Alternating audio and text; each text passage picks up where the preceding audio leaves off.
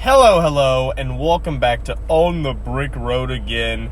Gosh, what a fun podcast this is. Definitely not extremely exhausted as I drive to work. Nope, not at all. I am in my peak performance. And why shouldn't I be? I'm your host, Kyle, the most professional of podcast hosts. So professional that he says, I don't need a microphone. I don't need a fancy studio. I just need my cellular device, a weird little stand thing that is not even holding my phone properly, and a car on a road. That's right, baby.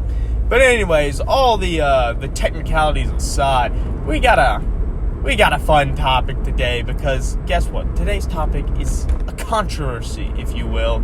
And who doesn't love a good controversy? Whether it's laws that are being established or, rules that are being made, celebrities doing things, decisions that are being thrown upon you. Everyone loves a good controversy. It's fun. And today we're going to be talking about the oh-so-fun controversy of exclusive minifigures. Or paywalled minifigures is perhaps a better way to put it. Because not all exclusive minifigures are built the same, I should say. You can have an exclusive minifigure that is in a $20 battle pack, and then you can have an exclusive minifigure that is in like a $300 UCS set. And those things are very different. I don't think anyone out here is complaining that, upcoming 2024, Cosca Reeves, she's like one of the night owls, whatever. She's going to be in a battle pack. And so she's going to be an exclusive figure in this battle pack. A $20 battle pack. I don't think anyone's complaining that she's going to be an exclusive figure. Now, people may complain about the fact that it's like, should Cosca Reeves really be in a battle pack? She's a named character and all. People will surely complain about that. But no one's complaining, oh, she's exclusive. We need her in multiple sets. No one's saying that. And understandably so. But when you have people that are, little plastic dudes that are in these multi-$100 sets, people start to complain. And I think that's, somewhat fair to have complaints. But then, if you have little plastic people, little dudes, if you will, that are in these big sets, and then they can put it in tiny itty-bitty sets, you have other people that complain. And I kind of get their point. So we're just going to go over some of the things that I've seen, some stuff I've heard. I'll give some opinions. I'll try and back up those opinions to the best of my ability. And I'll talk about some examples in the Lego Star Wars space. Don't you love that editing on the fly? Because I'm not going to edit these videos. That's too much work. I'm going to record them and pop them online, and I'm just going to throw stuff until it sticks, basically. That's the plan. But anyways, let's talk about this. And the reason that I wanted to make this little podcast episode is probably the UCS Venator set.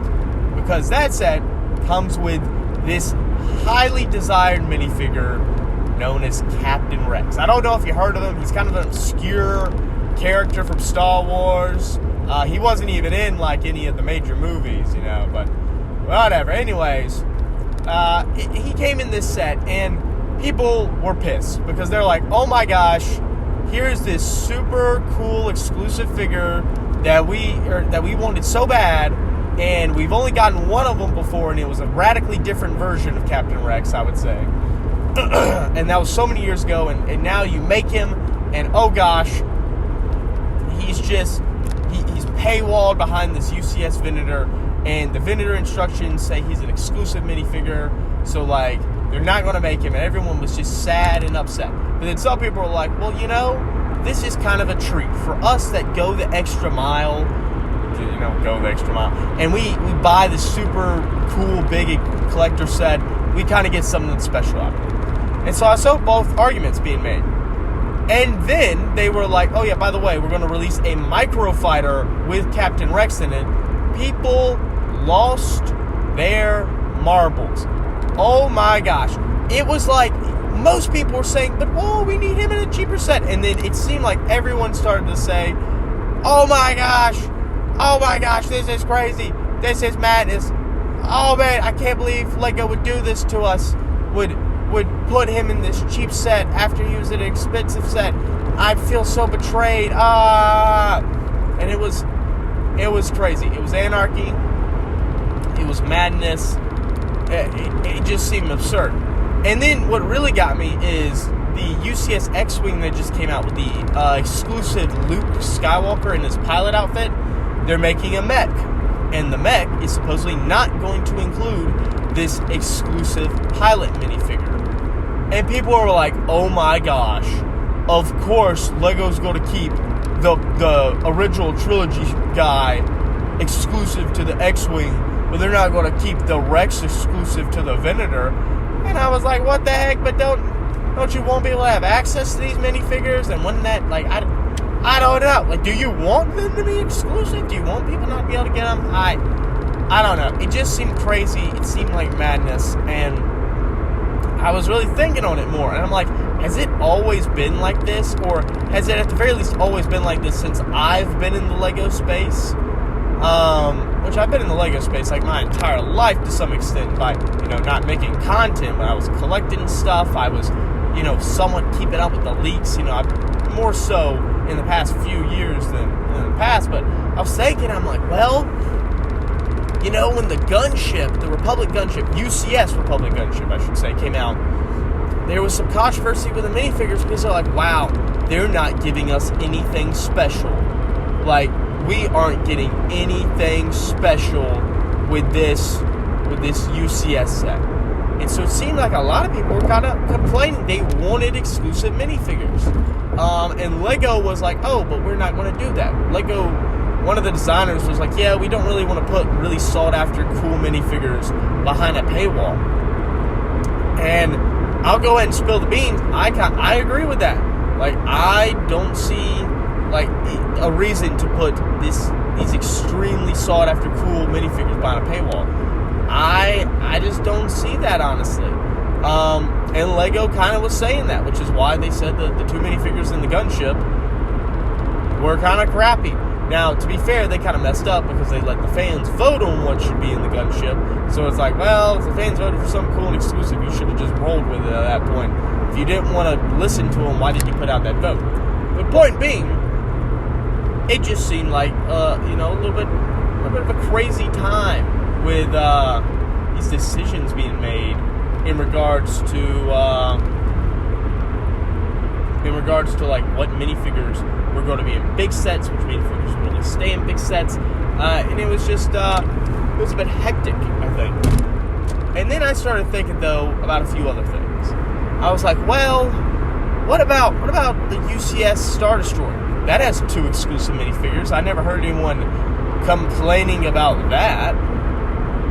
And sure, they were no-named, but they were highly detailed and still exclusive.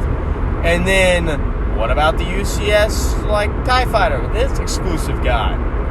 Not a peep. I haven't even really heard anyone say anything about the exclusive Luke in the X-Wing. No one's out here talking about, oh my gosh, I'm so mad they didn't give us a cheaper version. People are more just mad that they're giving Rex in a cheaper version and not Luke. And so I don't know. Then UCS A-Wing had an exclusive guy. No one was really saying anything then. I don't remember of, The UCS Snowspeeder had two exclusive pilots, arm printing and all. No one was making a peep. And I don't know. I feel like maybe it's just me, but it seems like a prequel thing where people kind of get upset, and I think it's because there's a lot of high passions in the prequel community, and they're maybe slightly more prone to be like, hey, this seems kind of wrong, which I get it. I get their reasoning behind that. Someone that buys a big exclusive set wants to feel like they're getting something special. But my counter argument is, you're getting the set. That's special. You have the UCS Venator. You need an exclusive minifigure in it. And, you're getting Admiral Yularen as your exclusive minifigure anyways. And it's like, like, I don't know. I find it weird that there is such widely different opinions on this topic. But not only that, but it just seems like it's kind of a back and forth. And I don't know. I think most of the people that are kind of arguing like, oh no, we should have our exclusive minifigures if they should stay exclusive, they're kind of arguing from like this collector's perspective, has a fair amount of money, and it's like, but what if people just want these cool minifigures and not to go broke? You know, like I don't know. I see this issue and I'm a bit confused by it. And you know, I think two of the main examples that I use, the gunship and the Venator, they have kind of these issues around them. The Venator had the vote to select a minifigure, and that kind of fell through. The gunship had the vote to select minifigures, and that kind of fell through. And then the Venator Rex is not your average minifigure. You know, Colonel Yuan, it's like, okay, he's exclusive. I don't think he should be exclusive, but like, if you're going to make someone exclusive, make it this random dude. Don't make it Captain Rex. Like, all Lego Star Wars fans seem like they want a Captain Rex. Heck, I wouldn't mind having a Captain Rex, and I don't even collect the prequel sets, or the Clone Wars sets, I should say. But, I don't know. It seems weird to have people that want those exclusive minifigures. I get, though, that if you feel like you were told, like in the instruction manual for the Venator, that it was going to be exclusive, I kind of get why that's screwing people over. But overall, I don't know. I feel like a lot of people are, just kind of maybe a bit wishy-washy. You know, it's like, oh, well, I want them to be exclusive when I want this minifigure to be exclusive. It's like, I don't know. I think in general, it's always good to let more Star Wars fans be able to get more cool minifigures. Like, I think that's fair. You know, the original, kind of the original trilogy version of Captain Rex as a Grand Admiral Thrawn. Like, if they put Grand Admiral Thrawn in like a UCS set, I think people would be pretty pissed. But I don't know if they would be as pissed if it was Captain Rex, because Captain Rex, he seems to have this huge following about him. But I don't know, and like, you guys will have to let me know what you think, because maybe you see this from a different perspective. Maybe you're like, no, I don't really think like this. I think it's only the bigger YouTubers that think like this. You know, the majority of people are kind of, you know, whatever with it. And I think that's very possible. You know, I think part of the job of these content creators is to kind of be like, oh, this thing's crazy. Blah, blah, blah, blah, blah, blah. You know, they go wild, they go crazy, they shout, and they, you know, and people are like, oh, I'm going to click on that and see what this guy's ranting about. Like, he's a big Lego YouTuber. Surely will tell me the truth.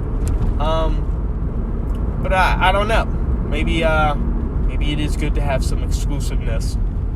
But then that's just going to cause issues on the aftermarket. And what if you want the minifigure but not the set? Like, I know I've had that issue. Like, I love all the minifigures from, like, the UCS Star Destroyer, the UCS TIE Fighter, UCS Snowspeeder, A-Wing. I love the minifigures. I don't want the sets, though. But since these minifigures are exclusive to these big sets, trying to buy them on the aftermarket is like a killer. Like, it is just, it's expensive, and they're not as common, so it's, you know, a bit less options to pick from. Like, I don't know. So maybe that's just my personal bias coming into play. I'm like, well, I want these minifigures and not the sets, so they should make the minifigures of cheap sets. But, I don't know. Maybe the solution here is just to give kind of upgraded versions of minifigures in UCS sets, kind of like what they've done with the TIE Fighter pilot and the UCS TIE Fighter. Maybe that is the solution, you know, because yeah, he's exclusive, but it's like it's only slightly different from your average TIE Fighter. It's not like you're getting that much of a difference. Like, yeah, you get the arm printing, which is really nice. But then what happens when that comes standard? I mean, you gotta think, more and more things like arm printing are becoming standard. They're becoming the norm, right? And so what happens when, you know, 5 years from now, it's like, yeah, pretty much every minifigure gets arm printing at this point. Like, what happens then? Because then it's like, well, you take that away. Like, how else do you make a minifigure exclusive, unique, cool? I don't know. I would like to see that day, though. I would love to see, like, arm printing being standard. This is like a little side rant from my main rant. Because oh, man. Some of the arm prints look quite cool. I think they're quite well. But, yeah.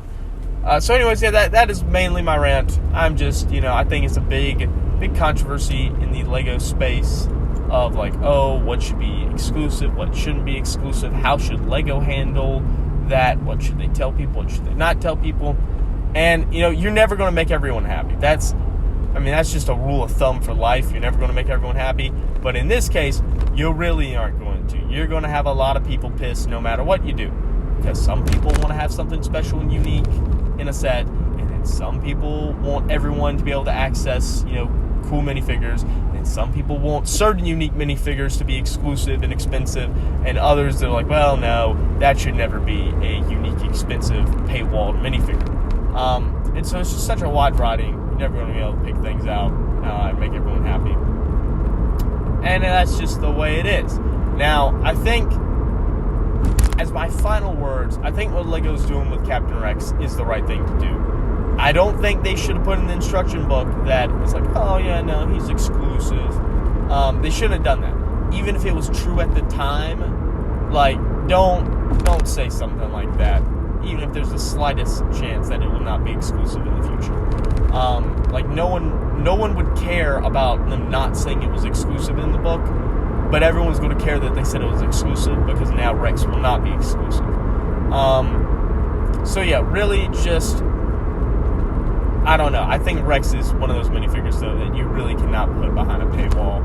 I don't think he's the minifigure to do it with. Colonel Urorin, I can kind of, or not Colonel, my bad. This is still Admiral Urorin, pre-Imperial. Admiral Urorin, I can kind of understand it, even though I wish he wasn't. But yeah, no, it's probably the right thing to do to let people get their hands on this Captain Rex, just like it's the right thing to do to have, Grand Admiral Thrawn in a bit of a cheaper set. That just makes sense. You don't want him in anything super expensive because people really want that dude. They want to get their little hands on him, and I don't blame them. But that's the rant for the day. That's kind of the thing I want to talk about. It's been on my Lego mind, the Lego part of my mind, and I don't know. I think I'm gonna wait. I'm gonna wait for the Microfighter Y-Wing to come out because it's gonna be anarchy when it does. I'm curious to see how people react. And I think all this is heightened by the fact that, the Captain Rex that they made, he isn't terrible, but, like, the waist cape is pretty awful. So I think that is definitely bringing up some controversy. But anyways, yeah, we'll see how it goes. I hope you guys have enjoyed. I hope you're somewhat entertained. Perhaps you're listening to this as you drive to work as well. I can only hope so, because if you're listening to this without, like, driving to work, I don't know why the heck you're listening to it, my man. Like, this is the bottom of the barrel. Go find another podcast. I'm sure there's something interesting out there, like some serial killer podcasts. I think people love those for some weird reason. But anyways, this has been On the Brick Road again. I'm your host, Kyle. I hope you've enjoyed. If you haven't enjoyed, my name's John. Not Cena, John